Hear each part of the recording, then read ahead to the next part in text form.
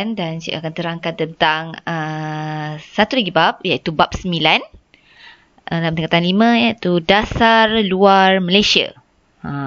Benda dasar luar ni Malaysia. Okey. Maksud.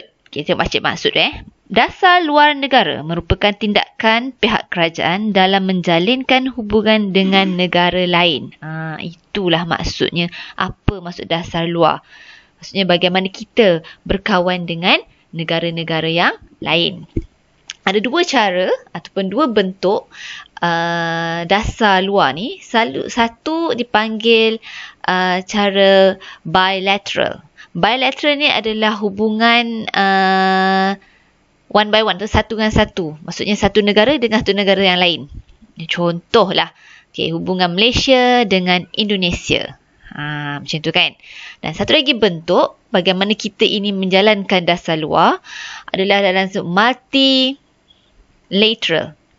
Multilateral ni apabila kita dalam satu persatuan ke, dalam satu pertubuhan, kita berkawan ataupun berhubungan dengan negara lain dalam satu persatuan. Maksudnya dalam tu banyak negara. Contoh kerjasama ataupun dasar luar negara dalam bentuk multilateral ni, kita join ASEAN, kita join PBB, Persatuan Bangsa-Bangsa Bersatu.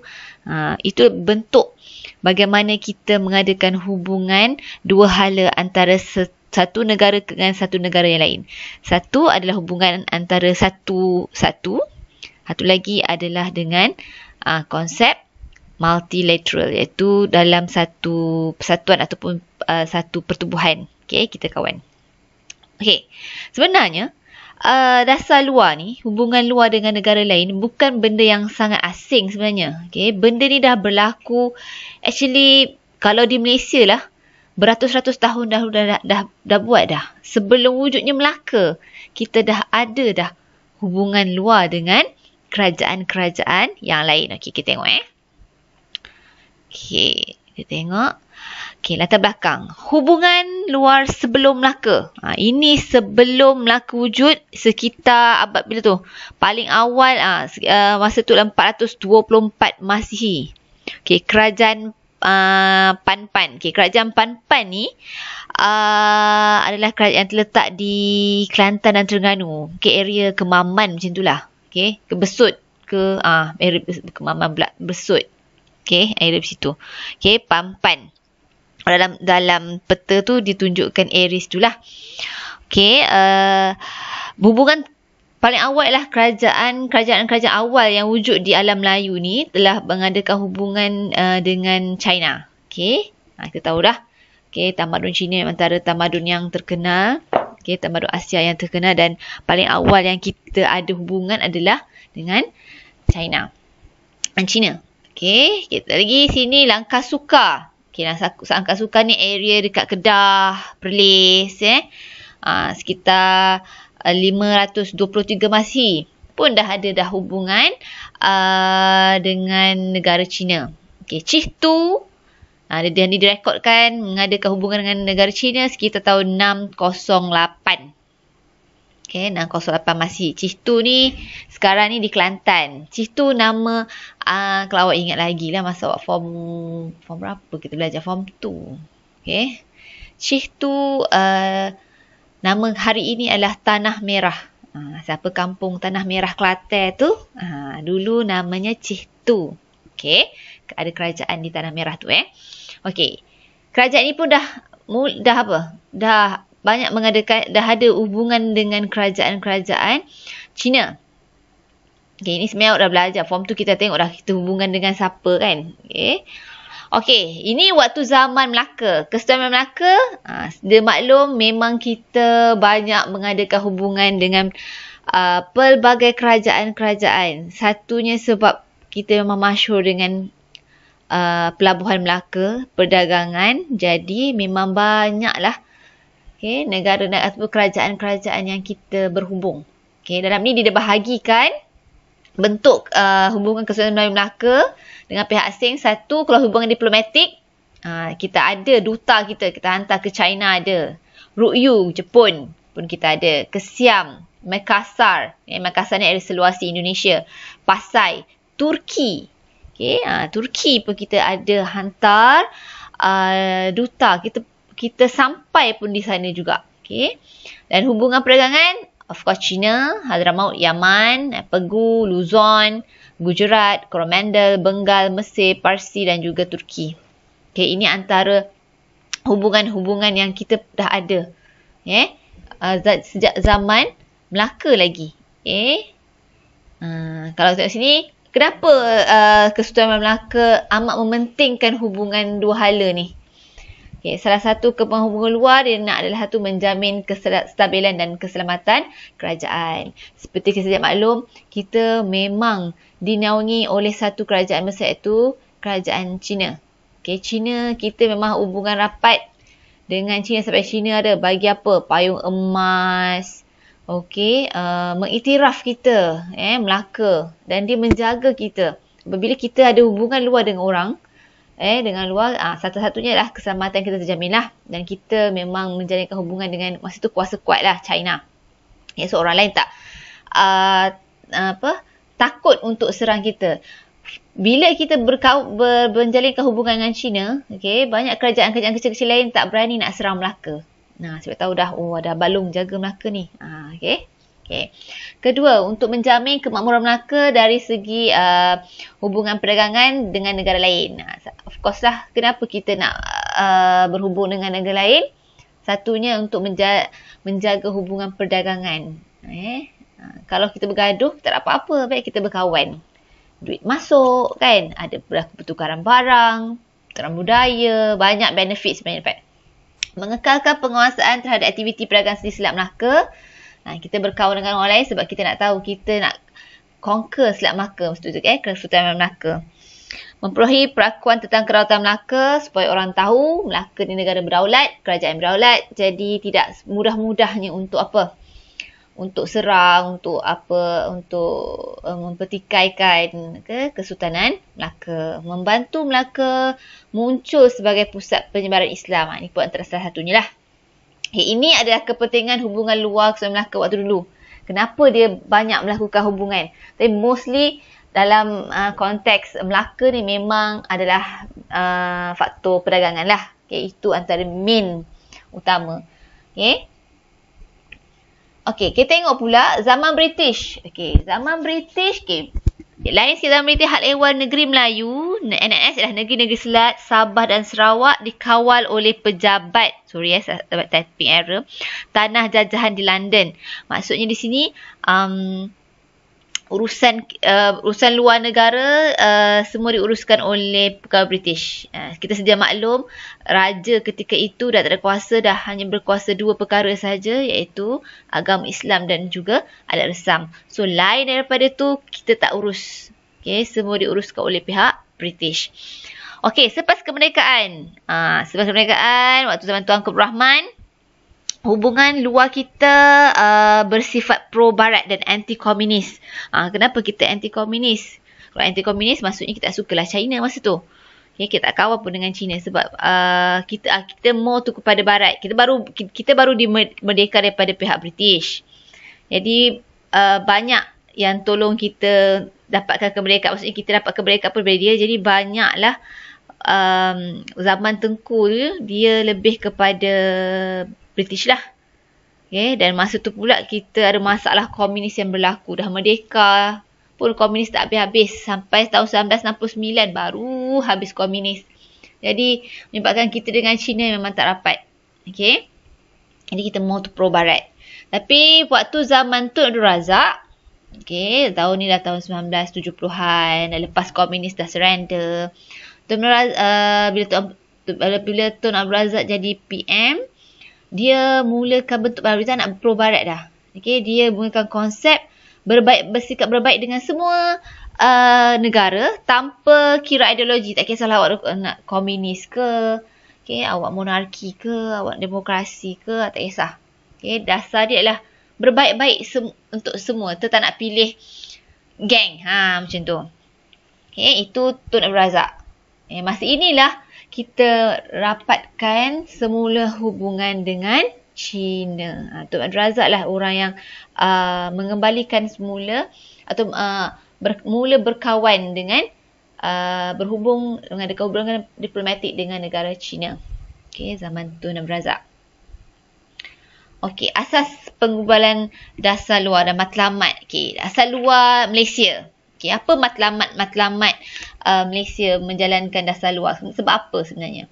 Okey, matlamat satu. Kenapa kita mengadakan dasar luar ni adalah untuk mempertahankan kemerdekaan dan kedaulatan negara, melindungi kepentingan nasional, mempertahankan dan memajukan kepentingan Malaysia, memupuk hubungan baik dengan luar negara, menghadapi perkembangan serta campuran politik, ekonomi dan sosial. Ini yang sebenarnya kenapa kita nak berhubung dengan orang luar.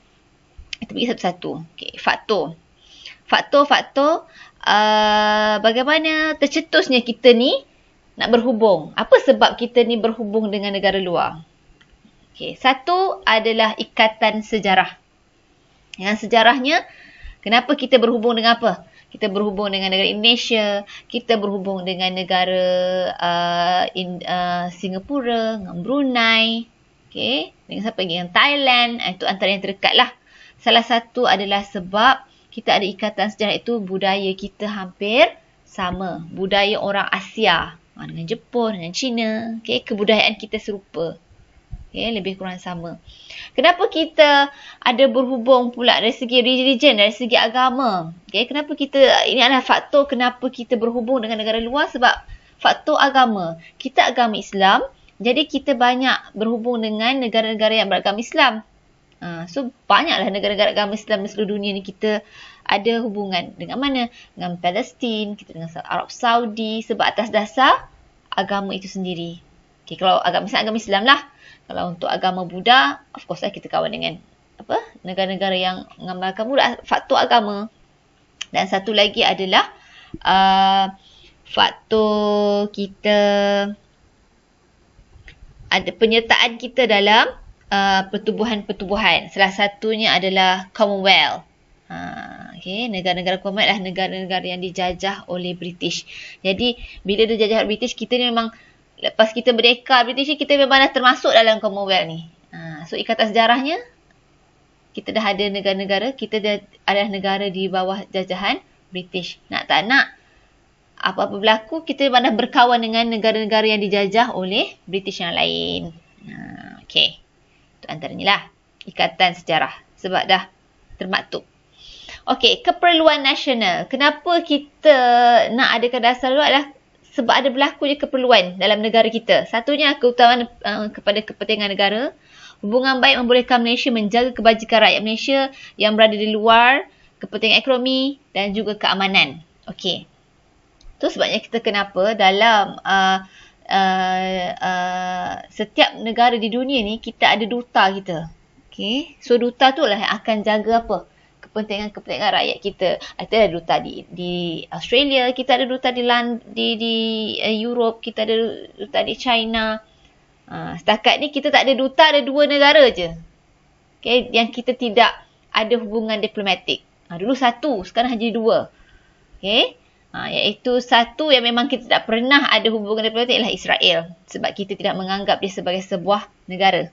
So kita memang tak ada, kita tak mengakui dia sebuah negara, jadi kita tak adalah hubungan diplomatik dengan Israel. Yang kedua, yang baru sangat terputus, bulan 3 tak salah saya hari itu adalah Korea Utara. Okay, so dalam banyak-banyak dalam dunia ni 2 tu je lah yang kita tak ada hubungan hubungan dua hala. Okay, kenapa itu penting? Kenapa faktor dekat sini katakan untuk je keamanan, kepentingan ekonomi, kebajikan. Salah satunya benefit kita ni mengadakan hubungan dengan negara lain. Salah satunya ni aja contoh yang paling baru, fresh, panas lagi. Hari Isnin baru ni. Okey, Amerika Syarikat telah menyumbang 1 juta vaksin Pfizer kepada kita. Sebab atas dasar kawan, atas dasar hubungan diplomatik, dia sponsor kita Pfizer. Seminggu sebelum tu, Jepun dah sumbang dah 1 juta AstraZeneca punya vaksin daripada kita. Dah dapat dah 2 juta free. Ada orang sponsor untuk kita. Kalau kita tak berhubung baik dengan orang, kan, dengan negara-negara lain, mungkin tak dapatlah benefit-benefit ni. Okay, Jepun pun bukanlah semua kita saja. Jepun ada bagi dekat mana saya tengok tadi tu. India pun dia bagi. Okay, itu antaranya lah. Kenapa keperluan dapat keamanan. Satu lagi ni. Ini berlaku waktu kapal terbang kita yang masih lagi menjadi misteri MH370 kalau awak ingat dari tahun 2013 kot saya berlaku masa tu. Okey, negara-negara antarabangsa beri bantuan kita cari. Okey, cuba cari Singapura, Indonesia, China, Amerika Syarikat, Australia, Thailand, bersama-sama masing-masing hantar pasukan untuk cari, cuba selesaikan masalah bersama-sama kita. Sebab kalau kita saya tak cukup. Jadi inilah dia orang kata apa, gunanya hubungan baik. Bila kita susah, kita bantu. Sama juga kita pun. Orang lain susah, kita pula bantu. Itu sebenarnya faktor kenapa kita nak ada hubungan sosial, hubungan dengan negara-negara lain. Salah satu lagi, kepimpinan. Segi kepimpinan maksudnya siapa yang memerintah. Faktor pemerintah jugalah. Ikut pemerintah tu. Pemimpin perlu peka akan perkembangan dan peringkat pada peringkat terbangsa. Setiap apa yang berlaku ni, kita jalinkan hubungan ni ikut dengan perkembangan yang terjadilah. Contoh, kenapa kita putuskan hubungan dengan Korea Utara? Sebab ada perkara-perkara yang kita dapat teruskan hubungan dengan Korea Utara. Situasi ni lah. Tidak mampu kita paksa putuskan dan dia pun nak putuskan juga. Dasar luar juga berubah mengikut perkembangan, peringkat antarabangsa dan sikap pemimpin. Ni yang saya kata tadi tu. Ada sebab mungkin tiba-tiba putus, ada kita berbaik semula. Ikut kepada situasi yang tidak sesuai dengan kita tidak ada boleh putuskan hubungan. Tapi itu sangat tidak digalakkan dan sebenarnya mana-mana negara pun tak nak kan. Semua nak berbaik-baik.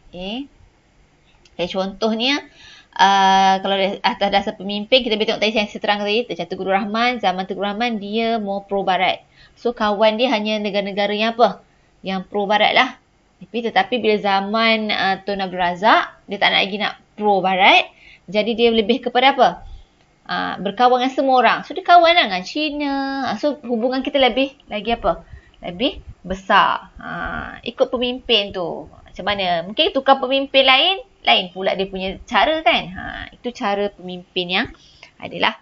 Macam contoh lah masa zaman Tun jadi PM. Dia more tu kepada fokus dia banyak ke arah timur. Dia suka Jepun, dia suka Korea. Sampai sekarang pun. Dia banyak gunakan, dia kata banyak juga perkara-perkara yang bagus yang kita boleh ambil daripada Jepun. Banyaklah juga dia bawa balik sini daripada Malaysia. Contoh sistem punch card yang cikgu-cikgu punch card hari-hari tu kan.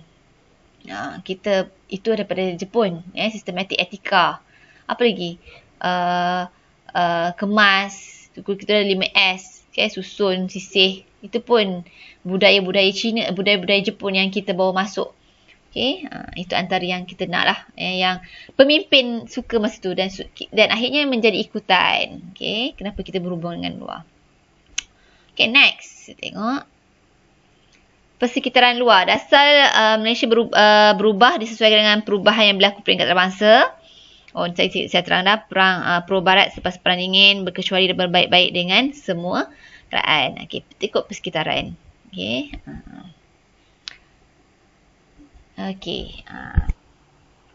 Ini adalah salah satu. Itu dari segi tadi saya terangkan tentang kenapa kita nak berhubung dengan negara-negara lain. Sekarang kita masuk satu lagi topik, iaitu subtopiknya adalah Malaysia dalam pertubuhan bangsa-bangsa bersatu. Maksudnya Malaysia dalam hubungan multilateral. Masuk dalam persatuan. Kita banyak persatuan-persatuan yang kita masuk. Dalam bab ni kita akan terang tentang PBB. Kita join persatuan PBB. Kita ada join OIC. Kita ada join NAM. ASEAN, Commonwealth. Dan kita akan lihat apakah peranan-peranan ataupun apa fungsi negara kita join Pertubuhan Bangsa-Bangsa Bersatu ni. Ini antara persatuan yang disertai oleh seluruh dunia lah. Okay, PBB ni paling popular. Okay, tengok. Okay, Perlibatan Malaysia. PBB ditubuhkan pada tahun 1945. Okay, dah tamat saja Perang Dunia Kedua. Terus PBB buat ditubuhkan untuk keamanan. Okay, dan apabila kita merdeka 1997, secara tak langsungnya kita memang join PBB. So kita dah join berapa tahun dah? 66 tahun dah, lebih kurang. Betul tak? 66 tahun. Okay. Tahun ni dah 76 juga PBB tu dah ditubuhkan. Okay. Orang pertama yang menjadi wakil kita yang duduk dekat kalau ada meeting PBB itu adalah Tuan Dr. Ismail. Merupakan wakil tetap pertama ke PBB waktu lepas kita merdeka tu. Okay, dan PBB Malaysia sangat memberikan komitmen penuh terhadap PBB. Apa-apa yang telah diutarakan memang kita sangat memberi komitmen, terlibat dalam agensi di bawah PBB. Nanti saya akan tunjukkan apa agensi-agensi di bawah PBB yang kita sertai. Okay, kita pun mendukung piagam PBB. Okay, PBB menegakkan hak asasi manusia, menggariskan prinsip yang antaranya berkaitan dengan pencapaian taraf hidup. Okay, konsep menghormati wilayah lain, tidak campur tangan dalam urusan hak ehwal negara lain. Itu adalah piagam-piagam PBB yang kita sokong. Sebab kita nakkan hidup bersama secara aman. Kita nak peganglah dia punya slogan tu. Okay, antaranya. Okay, nak kita tengok apakah ini adalah gambar-gambar bagaimana hubungan kita. Okay, ini waktu zaman Datuk Najib, Syarikat mengukuhkan hubungan dengan Malaysia. Okay. Memberikan peluang kepada Malaysia berbincang, bertukar-tukar pandangan, berhubung pelbagai perkara meliputi hubungan dua hala, serantau dan antarabangsa, membaikkan kepentingan bersama. Kita hubungan dengan Saudi, Arab Saudi ni zaman ni baru lagi ni. Okay. Biasa. Okay, ini antaranya lah. Okay, hubungan kita dengan Indonesia, hubungan kita dengan Jepun. Ni waktu zaman Tun, zaman pemerintahan yang dulu tu. Okay, memang kita giatkan hubungan dua hala dengan Jepun. Dan memang sedia maklum, Tun Dr. Mahathir memang sangat suka Jepun ni. Dan hubungan kita more tu kepada bidang pendidikan. So, inilah benefit salah satunya. Apabila hubungan kita lakukan hubungan dua hala, bukan saja ekonomi, bukan saja perdagangan, macam-macam. Pendidikan, inilah fungsinya. Boleh hantar awak pergi belajar kat Jepun, belajar dekat UK, belajar kat Australia.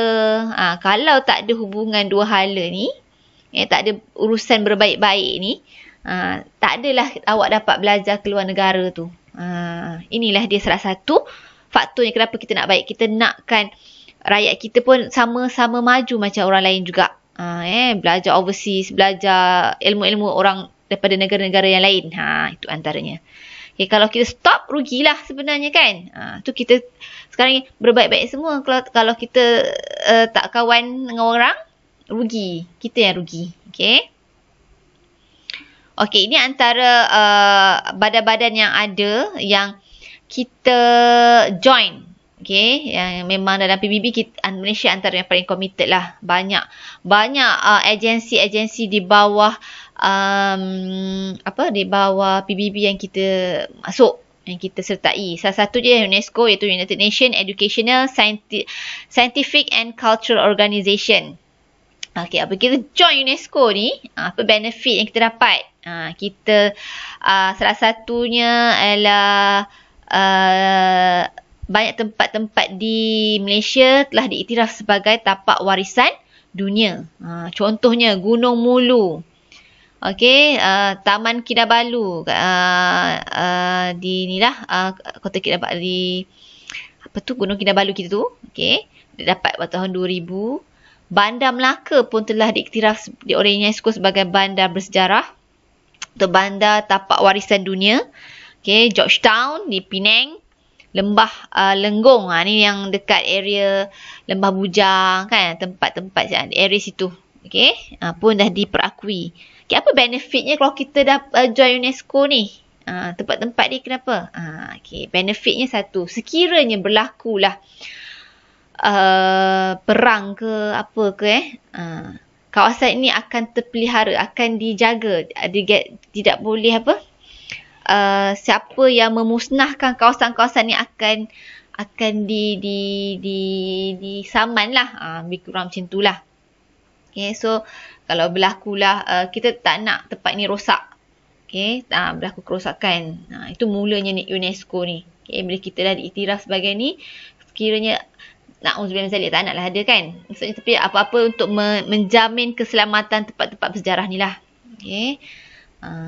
So kalau berlaku perang ke apa ke, duduklah kat Bandar Melaka, pergilah awak dekat Pulau Pinang kan. Memang garanti takkan dibom di situlah, yang pastinya. Sebab situ ada digazetkan. Kalaulah negara yang menyerang tu serang, dia akan didenda oleh dunia ni lah, PBB lah.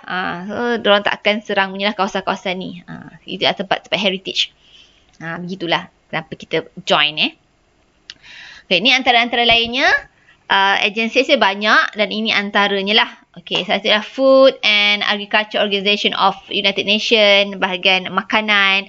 Dan kalau FAO ni, Malaysia memang banyak sangat membantu dalam menghantar misi makanan-makanan ni. Ini antara agensi yang sangat popular yang Malaysia sertai, iaitu FAO. Okay. Lepas tu adanya UNHCR. Untuk refugee, membantu. Kita pun terlibat. Kalau perasan kita ada pelarian-pelarian macam Rohingya, okay, kita pun ada tempatkan pelarian-pelarian tempat kita di Malaysia. Sebab kita join ni, jadi bila ada berlakunya pelarian-pelarian ni, sebenarnya pelarian seluruh dunia, setiap negara yang join UNHCR ni akan terimalah. Kalau berlakunya contoh perang, dulu pernah sekali zaman ingat di tahun 1992 macam tu, 1990 lah, 1992 saya ingat sekolah rendah dulu, masa tu berlaku perang di Bosnia Herzegovina. Jadi Malaysia ambil rakyat-rakyat pecah-pecah lah ikut. Ada setengah-setengahnya ambil, contoh Turki ambil sikit, okay, Singapura ambil sikit. Kita pun ada tempatkan pelarian-pelarian Bosnia ni di Malaysia. Sehabis perang, kita hantar balik. Okay. Itu antaranya lah peranan-peranan UNHCR, okay, refugee. UNICEF, okay, for every child, health education, equality and protection. Okay, banyak di bidang pendidikan. Dan ni yang paling popular lah. Agensi yang paling popular hari ini, famous adalah WHO. Okay.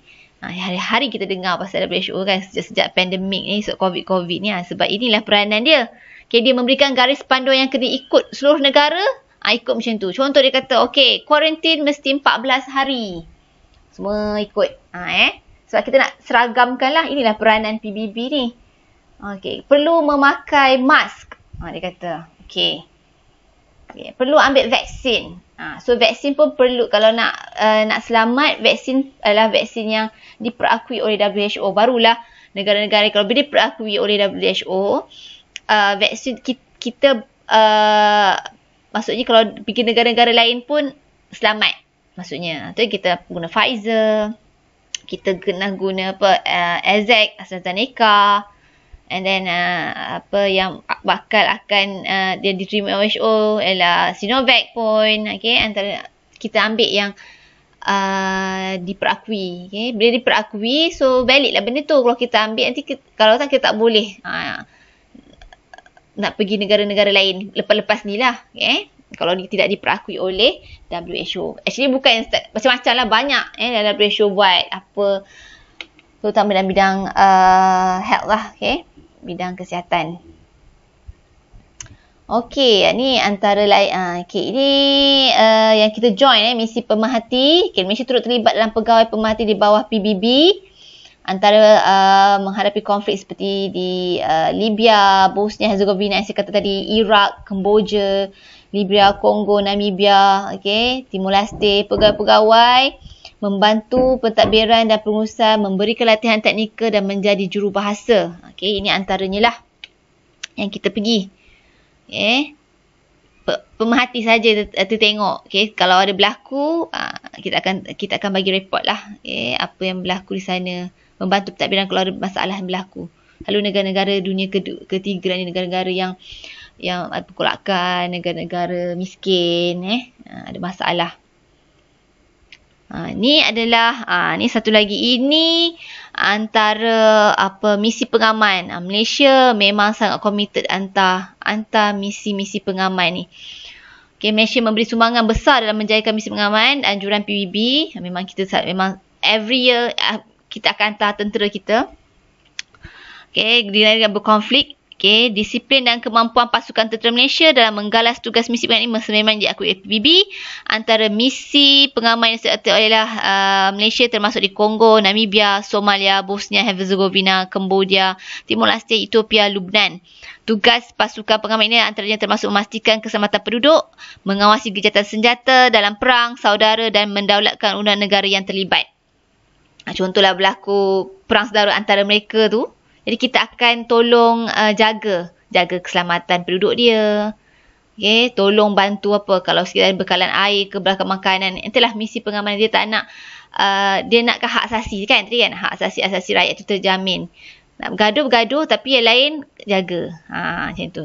Dan paling ni cakap tadi 92 ni, saya ingat lagi masa tu United di Bosnia bila perang berlaku, kita bawa rakyat Bosnia yang tu ke Malaysia. Okay, under UNHCR ni Lebanon, Ethiopia, dan yang paling popular adalah ni di Somalia ni. United ini yang berlaku. Nanti saya lagi cerita apa yang hebatnya misi pengaman kita. Misi pengaman kita berjaya menyelamatkan misi pengaman US. US yang hebat-hebat tu, yang tolong US itulah kita. Okay, nanti kita cerita sekejap lepas ni. Then ada antaranya lah. Okay, kita tengok sikit. Next. Ni Malaysia committed. Okay, kalau under UN, kita akan pakai beret warna biru. Dia tentera kita. Dia panggil Malbat. Adalah Malbat 1, Malbat 2. Malbat tu stand for Malaysian Battalion. Kita akan hantar tentera-tentera kita ke Lubnan, yang masih sampai hari ni yang ada Lubnan. Okay, yang banyaklah kita hantar, yang masih lagi hingga hari ini. Yang ada kita yang Lubnan yang masih lagi. Okay, setakat ni yang Lubnan, yang lain semua dah stop dah.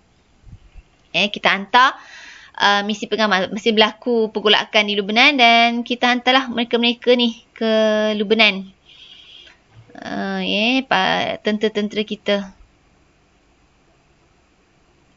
Kecekapan pasukan Batalion Malaysia Malbat dalam melaksanakan misi pasukan intern Pertubuhan Bangsa-Bangsa Bersatu di Lubnan, UNIFIL, terus diiktiraf apabila diberikan tanggungjawab membekalkan air. 180,000 galen air setiap hari dibekalkan kepada pasukan pengaman antarabangsa yang lain di sektor barat, termasuk kawasan kem terpencil yang sukar memperolehi air. Lokasi kawasan yang berbukit terletak di Camp Harris membolehkan pihak Malbat menggali sedalam 7 km untuk dijadikan perigi dan simpanan air. Menurut Asisten Ketua Staf Logistik Pertahanan, Major General Datuk Muhammad Razif Idris, antara lokasi itu melibatkan Batalion Negara Ireland dan Finland, Fiji serta Lubnan LAF. Ini merupakan satu kepercayaan yang kuat oleh UNIFIL untuk kita bertanggungjawab dari 2010 untuk menjaga source of air ni, punca air ni, untuk semua yang saya katakan tadilah, untuk digunakan oleh ketiga-tiga pasukan di bawah UNIFIL. Ini satu tanggungjawab yang tinggi dan berat kerana air merupakan komoditi yang diperlukan hari-hari. Jelas Datuk Razif, seorang anggota daripada setiap seksyen Malbat akan ditugaskan menjaga sumber air berkenaan yang dikawal 24 jam apa misi pengaman kita buat kat sana. Ia bagi mengelakkan sebarang ancaman luar yang tidak diingini berlaku kepada sumber air berkenaan. Sementara itu, perluasan kawasan tanggungjawab menjadikan Malbat sebagai pasukan yang mempunyai kawasan operasi paling besar serta berada di tengah-tengah sektor barat Lubnan. 11 kali rondaan dilakukan dalam seminggu mengikut laluan dan lokasi yang telah ditetapkan UNIFIL. Apabila kita lakukan kecekapan pasukan Batalion Malaysia Malbat dalam Okay. Kita tengok Melaksanakan pula. Okay. Nah, ini yang saya cakap tadi di misi kita yang paling popular dulu tahun 1910 dia adalah di Somalia. Tahun bila ni? Tahun United Nations Operation in Somalia, UNOSOM, dari tahun 1992 hingga 1995. Okay, kenapa hebat? Siapa pernah tengok cerita Black Hawk Down ni? Okay, mungkin ada yang pernah tengok. Okay, ada mungkin yang belum tengok, dan saya suggest awak tengok cerita tu. Okay, ini adalah berlaku di Somalia. Okay, ada berlaku militan perang, adalah perang saudara yang berlaku di Somalia tu, menyebabkan PBB menghantar pasukan pengaman, dan salah satu yang menghantarnya ialah kita lah. Malaysia pun hantar, US hantar, Pakistan pun hantar, banyaklah misi-misi pengaman yang berlaku di sana. Okay, macam tengok tadi Lubnan macam aman je kan, jaga biasa. Tapi apa yang berlaku di Somalia ni memang berlaku perang lah, senjata. Jadi misi apa yang berlaku di Somalia tu, okay, pasukan pasukan Amerika Syarikat, okay, terkepung oleh militan Somalia tu. Jadi yang pergi menyelamatkannya adalah, salah antaranya adalah kita lah, Malbat kita ni, pasukan Malaysia. Okay. So benda ni kalau awak tengok apa situasi jelas yang berlaku, awak boleh tengok filem The Black Hawk Down ni. Okay, popular kat cerita tu. Tapi dalam tu dia tak cerita sangat lah pasal kita tolong dia. Adalah sikit dialog situ, pasukan Melayu dalam filem tu lah. Okay, biasalah US dalam tu tak tunjuk kelemahan ni kan. Dia tunjuk dia hebat je lah. Sebenarnya yang banyak membantu mengeluarkan pasukan-pasukan US ni adalah kita. Okay, pasukan Malaysia, dan salah seorang daripada kita punya batalion ni meninggal daripada peristiwa ni. Okay, Black Hawk Down tu maksudnya lah ni helikopter US jatuh di tempat militan tu. Okay. Dan okay, kalau nak tahu, saya tadi filem yang bakal ditayangkan 31 Ogos tahun ni katanya lah. Okay, iaitu filem Bakara, adalah filem Black Hawk Down versi Malaysia daripada sudut kita yang Malaysia buat. Okay, dalam cerita Black Hawk Down ni dia tak cerita. Okay, dalam ni diceritakan versi Malaysia. So saya pun tertunggu-tunggulah nak tengok cerita Bakara. Kenapa Bakara? Sebab memang dia berlaku di pasar Bakara Somalia lah, tentang ni lah. Okay, so nanti saya akan bagi link sedikit-sedikit tentang